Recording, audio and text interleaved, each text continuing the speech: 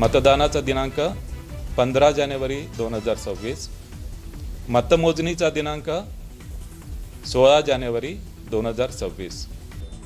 राज्यात महापालिका निवडणुकांचं बिगुल वाजलं.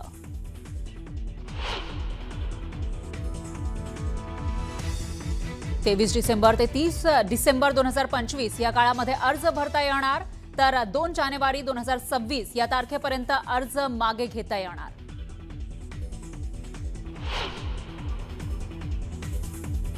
पुण्यामध्ये राष्ट्रवादी काँग्रेस आणि भारतीय जनता पार्टी समोरासमोर लढताना त्या ठिकाणी पाहायला मिळतील.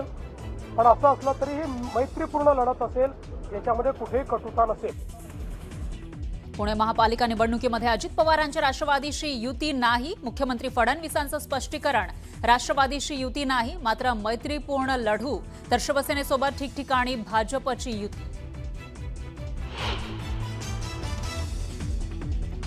मुंबईची जनता महायुती सोबतच राहणार. दोन्ही ठाकरे बंधूंसह काँग्रेसही सोबत आली तर महायुतीच जिंकेल, मुख्यमंत्री फडणवीसांनी व्यक्त केला विश्वास. भाजप आता बिल्डर जनता पार्टी झाली आहे. केंद्र आणि राज्यामध्ये भाजपचं सरकार असूनही भाजपच्या फसव्या घोषणा सुरूच. आदित्य ठाकरेंकडून भाजपवर सडकून टीका. ठाकरेंच्या शिवसेनेला रामराम करत तेजस्वी घोसाळकर यांचा भाजपमध्ये जाहीर प्रवेश. भाजप जी जबाबदारी देईल ती पार पाडणार. पक्षप्रवेशावेळी तेजस्वी घोसाळकर यांची प्रतिक्रिया.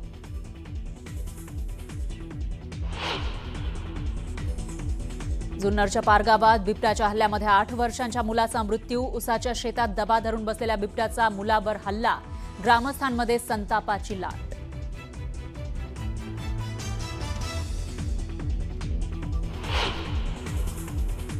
आणि बिबट्यांच्या हल्ल्याविरोधात संगमनेरमध्ये जन आक्रोश मोर्चा. 2 दिवसांपूर्वी बिबट्याच्या हल्ल्यात 4 वर्षाच्या मुलाचा झाला होता मृत्यू. बिबटेमुक्त तालुका करा, संगमनेरकरांची मागणी.